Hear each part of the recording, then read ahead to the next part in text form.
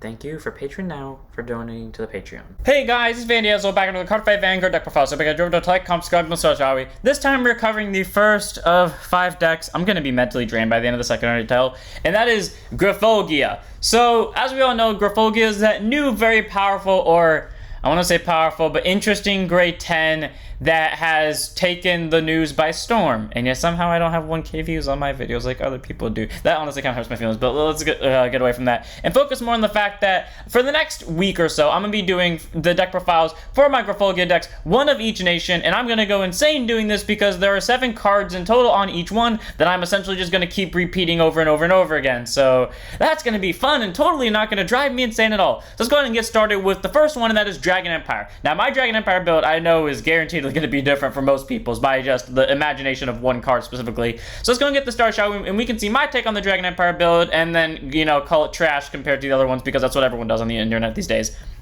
First up today, we have our starter, and that is Griphogila. This is going to be one of the many cards you will see in my Griphogila deck profile, so if you want to ignore this because you've already seen the other ones, go ahead and skip to the triggers. First up, we have the Grade 0 boost, 5k shield, 6k base. One of my favorite starters because it has such an interesting art, and it has the most unique skill in a starter that we've had in a long time. First up, you can have a total of 5 cards in your ride deck instead of just 4, made up of this card, 3 Calamity cards of any grades, and over trigger, I think technically speaking, they have to be of, you know, the separate grades. So great, you technically get 2 Grade 0s in your ride deck, and you get the 3 Calamity cards, and then continues Vanguard. This unit gets 2k for every Calamity card and its different card name in your soul. So I can't wait for Bushy to print more than just 3 Calamities, because then we get access to what I will call Griphogila Beatdown, where you just run a bunch of Calamity cards that send themselves to soul and then just beat the shit out of your opponent with the Grade 0 Vanguard. I can't wait for that moment to come.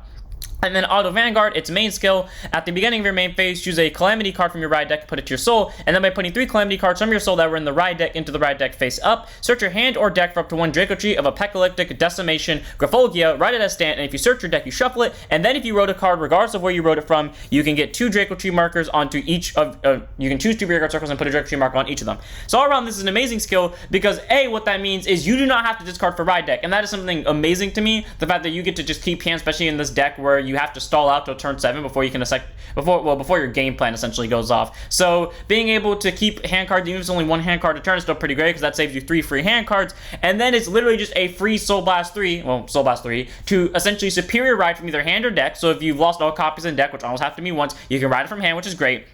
And then you get 2 free Draco Tree markers, which are essentially 5k plus 2 rear guards. So all around, I like Griphogila a lot. It has a unique skill, gets power, still like keeps itself even with the grade you're supposed to be at, and you get to like keep hand cards without discarding. Honestly, this thing makes the deck as good as it is simply because of what it does. Like, it's an amazing starter. Whoever designed this did a really good job at it, and I really love this card, and that's probably the only time I'm going to be enthusiastic about this, because every other time I'm going to be driven insane. So one of in the ride deck with Griphogila. And then we have our 3 Calamity cards. I'm going to just go over them all at the same time. First up, there's a grade 1, the start of the end. The second one is Minosaurus Metamorphosis, grade 2. And the third one is Looming Demise, so the grade 3. And honestly, in terms of art, this is my favorite, this is my second favorite, this is my least favorite. And they all have the exact same skill. They're all normal orders, and you play them by counterblasting 1, and you choose up to 1 Calamity card from your deck, reveal it, put it to your hand, show off your deck. You can essentially pick itself if you wanted to, so you could run 4 of or 3 of these in the main deck each, and then just start grabbing them.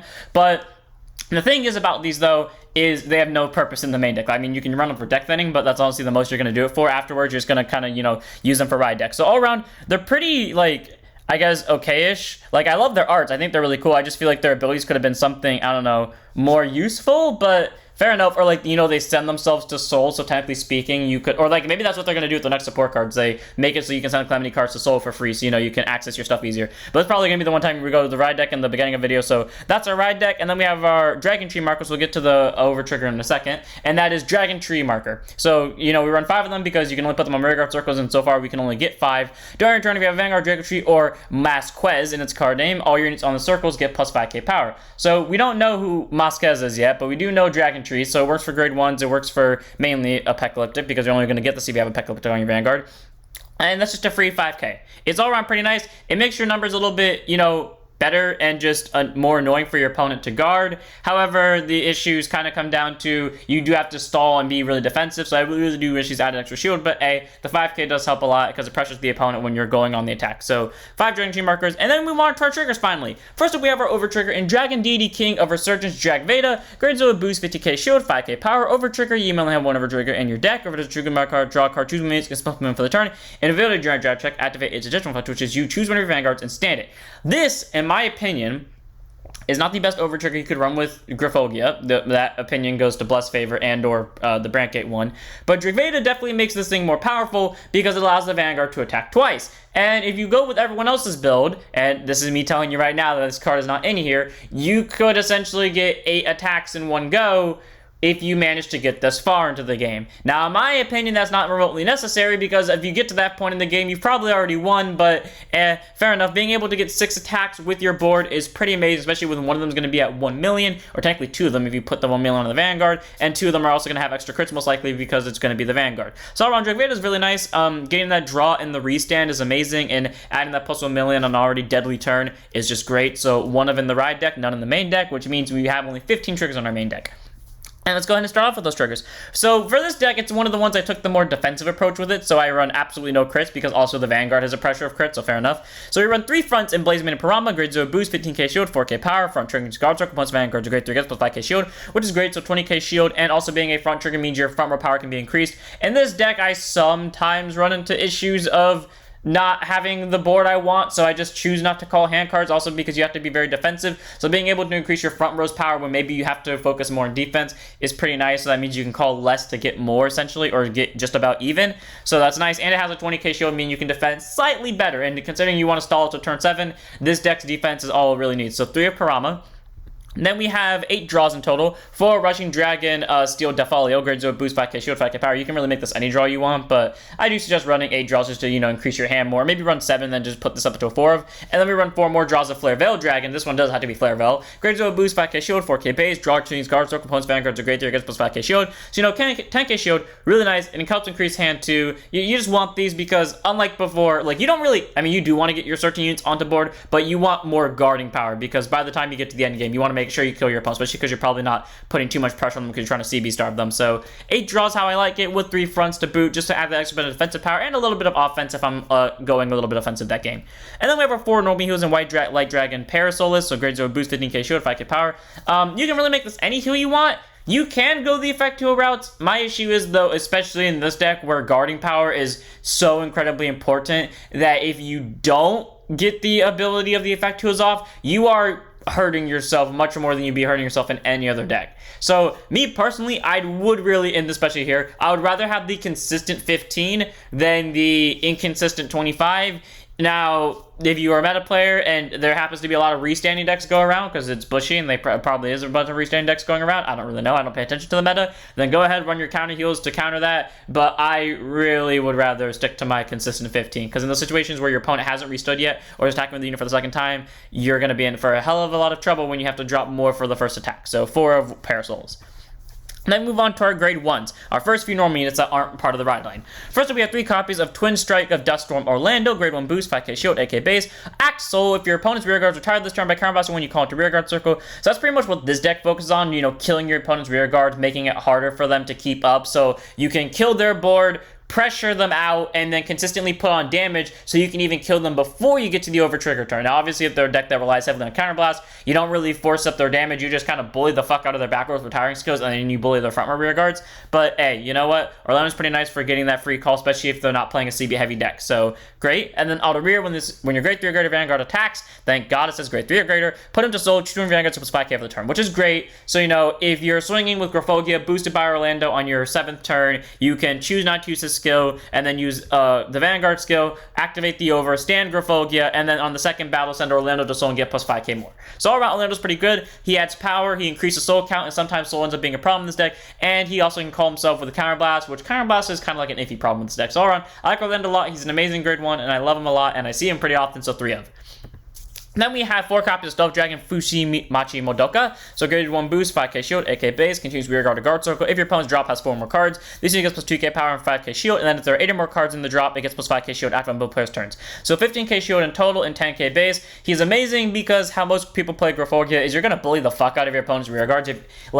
Honest to God, if you are trying to pull off Griphogila's skill, which most people are going to be pulling off Griphogila's skill because honestly the deck doesn't have enough pressure to do it on its own, you are going to be bullying the fuck out of the rear guards, meaning you're going to need some guarding power, and considering the fact their drops is probably going to fill up from either guarding those rear guards or just taking them, you're going to have a pretty accessible 15k shield, so I do like running Fuchi Madoka for that reason alone, because it acts as a pseudo extra trigger, and if I do ever call it to rear guard, it's at least a 10k booster. So it's not the best thing in the world, but it's not the worst thing in the world either on rear guard, but it is there for that guarding power, which again is, in my opinion, very important to a Griphogila going off. So for Fuchi Madoka, it's just a free 15k shield if you can get it to that far. And then we have our most important grade 1 by hands down, and that is because it can get our Draco Tree markers. Ignore the black text. I literally couldn't find one that didn't have the black text, and that is Dragon Tree Wretch, Draco Backtill. So the first Dragon Tree guard we got released, grade 1 boost, 5k shield, 8k base. Auto was placed on rear guard by counterblasting 1. Choose any of your 1 rear guard circles without Dragon Tree markers on it, and put a Draco Tree marker on it. So great. If you manage to pull if you manage to pull 3 or 4 of these, you can essentially make 5 markers because again, the Griphogila gives you 2. This gives you 1 each, and that's great. And the best part is he doesn't have to be placed on rear guard from your hand or like a specific zone, meaning you can superior call him. And the reason why that's important is because his other skill is auto rear guard once per turn. When your opponent's rear guard is retired during your main phase by any means, Soul Blast 1, look at the top 5, choose to 1 grade 1 unit card from among them, call it to rear guard and shuffle your deck, which in my opinion is amazing because that means you can call itself and then counterblast 1 and make another Dragon Tree marker. So I love that a lot. My only issue with him is the fact that something has to be retired at that very moment, meaning that if he's not on the board for something to be retired, then he's not going to go off, and it has to be during the main phase. But hey, you know what? That's fair. They can get 8 attacks in this deck, so it's probably best that they restrict it to the battle phase. So I do like Dragon Tree Backtill a lot. It's really great. It gets your Dragon Tree markers. It can call itself, and that's why the one from Brandgate and this one are my favorites for like Dark States cards, and the one from Dark States, because they can all call themselves, and that way create more markers easier. So I do like Draco Backtill a lot. He's amazing, just a solid grade 1 and helps boost the deck's offensive power tenfold just by making Draco Tree markers and by getting rear guards. Solid 4 of. Then we have our PG and Sparkle Rejector Dragon. I really wish they had a darker themed PG, but they didn't. Grade 1 boost, 0 Sosis K base, contains Sentinel. You may have up to 4 suns deck, and also put in guard circle. Choose from units, it cannot be hit on the battle. And if your hand is 2 or more cards, card advance guard. Standard PG, no special abilities, means that this only one of the cards your hand is placed on guard circle. You don't have to discard 1, that's pretty great, because that means you can be as aggressive as you want in the early game, though your ass is not going to be aggressive as you want in the early game unless you open with 3 of these. In that case, call all 3 of them immediately, get your 3 Draco Tree markers, and bully the fuck out of your opponent for game, because that's honestly what you should do. Honest to God, heed my advice on this, because it's worked every time I've tried it. If you open with 2 of these, go on the aggressive, force out as many cards as possible, put them to 5. If you open with 3 of these, I don't want to hear any backsass, put them to 5. Because you will not regret it. They will not be able to keep up once they go to 5, especially if you know you can survive. But anyways, being able to, have defensive power, worst case scenario, if you get to the point where maybe your opponent's starting to exhaust your guard power after you've been defending for so long, the PGs can start helping you. So honestly, the PGs kind of just stay in your hand for the whole game until like the final turn, where your opponent's final turn most likely, where you just start throwing them down like ham because you honestly can't afford to. But if you have to throw down a PG because maybe you're dead if a certain attack hits or not, then 4 of the PG, because you're probably going to have to throw 1 or 2 down eventually. So honestly, amazing, helps you survive. You can really run either this or Twin Buckler, but I do suggest running a PG with the skill because it's going to be very important that you do. And then move on to our grade 2s. First up, we have 3 copies of Dragveda Outwith, grade 2 NSF 5k shield, 10k base. Auto rear guard was placed on rear guard by counterblasting 1 soul blaster when choosing opponent's grade 2 or greater rear guard and murder it. So it doesn't have to be in the front row. Most times grade 2 or greaters are going to be in the front row, but if you're playing against like stuff like Bastion, you can kill stuff in the back row, which is great. And all around, it's a pretty decent skill. My only issue with it is it takes up counterblast and soul blast, the resource you need for the highly more important grade 1 that calls itself and gets you Draco Tree markers. So there's ever a situation where you have to pick one over the other, pick this one, because you're going to want the Draco Tree markers more than you're probably going to want that retire. Unless that retire wins you the game, then in that case, obviously go for it. But still, always is pretty good. It helps trigger this thing's skill. It helps fill in drop zone. And it helps stall the opponent a little bit more by killing their rear guards. And you always want to be able to kill as many rear guards as possible and force out more hand cards. So while you're bullying them to death with Griphogila, who every turn is going to force out more and more cards because it's double crit, you can also force them to call out more hand cards to refill the rear guard circles that you're actively murdering. So 3 of Outwith. Amazing grade 2 that can help stall an early game. Then we have 4 copies of Steel Bolt of Duststorm Ethan, grade 2, intercept 5k shield, 9k base, auto rear guard. When this unit attack hits, when your Vanguard's attack hits, not this unit. I always think it's this unit, I don't know why. But when your Vanguard attack hits anything, so Vanguard or rear guard, retire this unit to draw a card and countercharge 1. I love him. My only thing is I wish he could go to Soul, because then he'd be 10 times better, but I think that would warrant a double rare. So being able to draw a card and countercharge 1 by having the Vanguard attack hits is great, because that means you can swing with him into an opponent's rear guard first, then swing your Vanguard into your opponent's rear guard, or if you want to just put some to higher damage, swing with your Vanguard into their Vanguard, because again, it can hit either the Vanguard or the rear guard. Then after the attack hits, you can retire it to draw and countercharge 1, and boom. Now you have hand cards, you have more counterblast, so you can use Owlwith / Draco to back Tell more, and it's just all around a solid grade 2. Again, I do wish it went to Soul so I could use both of them more, because again, sometimes I have a Soul problem, but hey, you know what, it's still good for what it does. It adds pressure and it has a unique way for an on hit, so why not run as a 4 in this deck? Then we have 4 copies of a card I said I wouldn't run in any deck, and then I just chose to run it because it was literally the easiest generic card I could find, and that is Meteor Flare Dragon. Grade 2, intercept 5k shield, 10k base. Auto, when it's placed on rear guard until end of turn, nullify all opponents' rear guard's continuous abilities, and they cannot gain them back. So essentially, or I don't think they can gain them in general. So, you know, you nullify continuous abilities, so like anything that adds power, like makes your opponent harder to hit, fuck them. So like, say for example, you went up against Viman's Bruce, they were in Final Burst, and they had Stephanie in the back center, and they gave the Vanguard +5. Well, guess what? Fuck that ability. But then again, it only gives it to the rear guard, so you know, the Vanguard has a continuous ability, or like it gained a continuous ability, then it doesn't really nullify it. Unless the Vanguard gained that continuous ability from a rear guard, then it technically would nullify it, but still. And then by counterblasting 1, you can choose an opponent's rear guard in the same column as kill it. So it's pretty good. It can kill a rear guard just for a CB1, which is why I run it at 4 and not Owlwith, because it can kill any rear guard, and I mean, granted, it has to be in the same column, but still. And it does it for cheaper, and it can nullify abilities, which means nullifies resist, and then continues rear guard during your turn. If your opponent has a grade 3 guard Vanguard and they have no rear guards, it gets plus 10k for the turn. Okay, that's never going to happen, because I'm going to tell you right now, these are the only 2 cards in the deck that actually retire. But hey, if you manage to pull it off, good for you. 20k swing, which is nice to have, but it's never going to happen. You really only run it to nullify continuous abilities, so make things that are annoyingly hard to hit and things that are a problem for you killable, and then proceed to kill said rear guard. So 4 of Meteor Flare. It's a solid grade 2. I like it a lot, and it's just good. Then we have our last card in the deck. I am actually surprised. I thought this deck profile was going to take a little longer than it actually is. And that is 4 copies, none in the ride deck, because you can't run this in the ride deck, but you run in the main deck, of Dragon Tree of Ecliptic Decimation. Let me try that one more time. Dragon Tree of Ecliptic Decimation, Griphogila!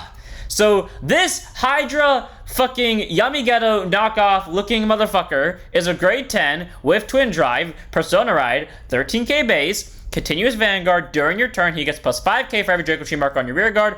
So just by simply riding from the starter, which I have to go all the way back to, you get a free 10. And then if you had 3 or more Draco Tree markers, he gets a crit.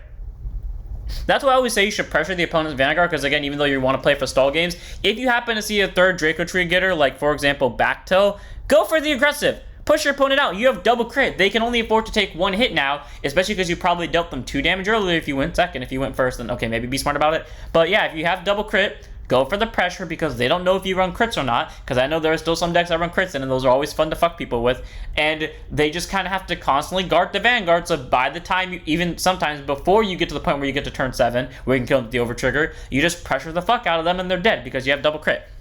And then Auto Vanguard, once per turn, when this unit attacks a Vanguard, you choose a face-up Calamity card from your ride deck and remove it. Oh, I misplayed in a game then, because I didn't realize I had to be a Vanguard that attacks. Damn. Okay, well, fair enough. But anyways, okay, so it has to attack a Vanguard to get the Calamity card removed, and then if you do not remove a Calamity card, or a card in general, you choose an over trigger from your ride deck, reveal it, and then activate all its trigger effects and additional effects, remove it from the game, stand all your rear guards with Rejector Tree markers in the, or Rejector Tree markers on them. So first up, you always have to do this ability first, meaning the fact that if you have a Calamity card, you have to remove it. You don't get a stand out of it, even if you do remove something. But then if you didn't get to remove a Calamity card, that's when you proceed to trigger your over trigger that gives plus 1 million to someone and stand your Vanguard again, which is why this is a hard once per turn probably, and then proceed to stand all your regular Draco Tree markers on them, meaning if you have 5, your whole board restands, someone's probably having a million, and you got a fuck ton of pressure on it. Now, as you saw, I don't run Esper Iridia because I just felt like it was unnecessary to run Esper Iridia, but if you wanted to run Esper Iridia, you essentially get 8 attacks. That's the gist end of it. Like, you get 8 attacks because you swing with the front row, Then use this thing's skill to stand your rear guards, and then the S-bar radius, you tend to have 2 soul at this point for this move, and then your Vanguard stands, and then you proceed to attack the S-bar radius again. You give one of them the 1 million, you swing with Griphogila, then you use the S-bar radius skill to stand themselves again, and then you have a unit that attacks twice for 1 million each. You have a Vanguard that attacks twice for double critical, and you have another unit that attacks twice again for not nearly as high as the 1 million, but still pretty decent. So all around, Griphogila is pretty great, you know, being able to be a possible 25 plus K beat stick, so 38 in total with double critical is amazing, and not to mention the fact that, granted, while it does only slowly get there and it kind of tells your opponent, hey, by the way, in so and so amount of turns, you are fucked, my dude, so prepare to stock up on PGs. It is great because if your opponent doesn't manage to stock up on PGs for it, well, they're going to die to a restanding Vanguard, and you get a full board restand along with it. It's amazing. I think this card is interesting. It definitely needs something to make it so that it's easier to get to turn 7, because there are a lot of decks that can beat it. Fuck, a standard rush deck could beat this, or just any form of rush in general. But hey, being able to slow your opponent down with tires is pretty nice, and also being able to get extra crits and just pressure your opponent out on over trigger turn is pretty nice as well. So solid 4 of Griphogila. And that's it for this deck. I hope you guys enjoyed.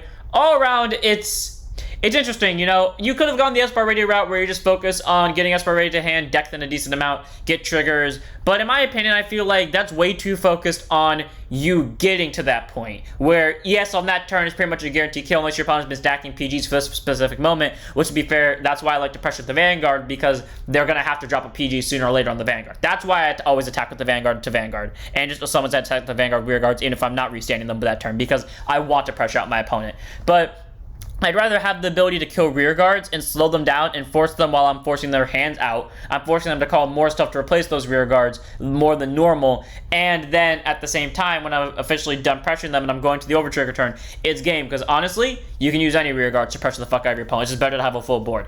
So either way, I'm going to end it here. I hope you guys enjoyed. I want to know your guys' opinion on Dragon Empire. Are you guys going to the same route of S-bar Redia and just going with the restand and focusing on when you get there? Or are you going to go my route-ish, where you kind of go for the more retire-ish factor and then just kind of slowly build your way up there and wait it out? Or are you going to go somewhere in the middle or try something completely different? I am curious. I want to see people's opinion on Griphogila for different decks. I would rather you guys not spam this one with all the different ones. I'd rather just spam it with the Dragon Empire ones and then spam the other ones with their respective nations, so I don't have to read through a bunch of comments. But hey, do as you wish. So I'm going to end it here. I hope you guys enjoy. Don't forget to like, comment, subscribe, join Discord, follow Twitch, and I'll see you all in the next one. Don't forget to stand up your Vanguards.